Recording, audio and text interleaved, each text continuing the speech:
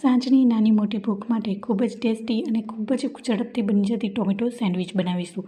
તો tomato sandwich બનાવવા માટે અહીંયા 2 નંગ જેટલા એકદમ લાલ અને કડક ટમેટાં લીધા છે અને ટમેટાને ઉપરના ભાગને ચાકુની મદદથી કટ કરી અને ટમેટાને આવી રીતના ગોળ સ્લાઇસમાં કટ કરી લઈશું.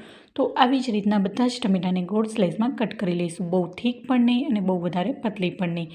તો આવી જ રીતના બધા જ ટમેટાની સ્લાઇસને મેં કટ કરી લીધા. હવે એક પ્લેટમાં બધી જ ટમેટાની સ્લાઇસને 1 બાય 1 ગોઠવી દઈશું.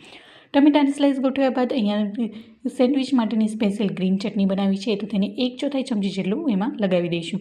આ ગ્રીન ચટણીની રેસીપી જોતી હોય તો અહીંયા મેં ફૂલ રેસીપીની ટાઇટલ પાસે લિંક મેન્શન કરી છે, તો ત્યાં જઈને તમે વિઝિટ કરી શકો છો.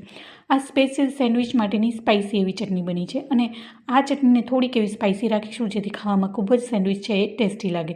તો આવી જ રીતના બધી જ ટમેટામાં આવી રીતના મેં ગ્રીન ચટણી લગાવી દીધી છે. હવે અહીંયા મેં બટેકા બાફેલા લીધા છે. હવે તેને પણ ગોળ સ્લાઇસમાં કટ કરી લીધા છે. હવે તેને પણ ચટણી લગાવી બાદ ઉપરથી બધી રીતના ગોઠવી દઈશું અને ત્યારબાદ ઉપરથી બટેકાની સ્લાઇસ ઉપર ચાટ મસાલો સ્પ્રિંકલ કરીશું, જેથી સેન્ડવિચ ખાવામાં ખૂબ જ ટેસ્ટી એવી બનીને તૈયાર થશે.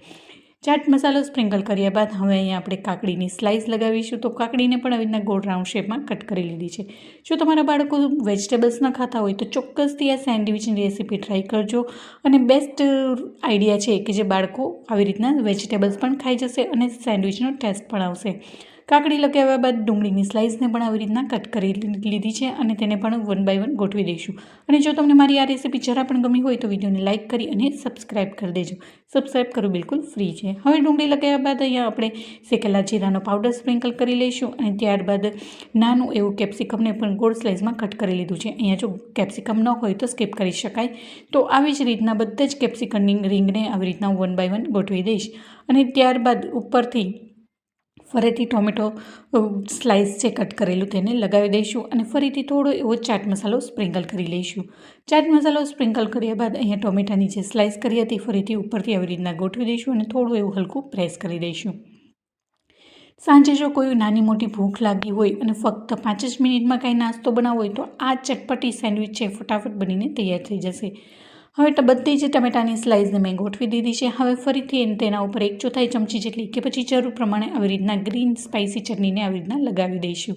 ગ્રીન ચટણી લગાવ્યા બાદ ઉપરથી આપણે 1 ચમચી જેટલી નાયલોન સેવ લીધી છે. નાયલોન સેવની જગ્યાએ તમને આલુ સેવનો ટેસ્ટ ભાવે તો આલુ સેવ પણ લઈ શકાય. તો આવી જ રીતના બધી જ સેન્ડવિચ ઉપર હું 1 ચમચી જેટલી નાયલોન સેવને ભભરાવી દઈશ.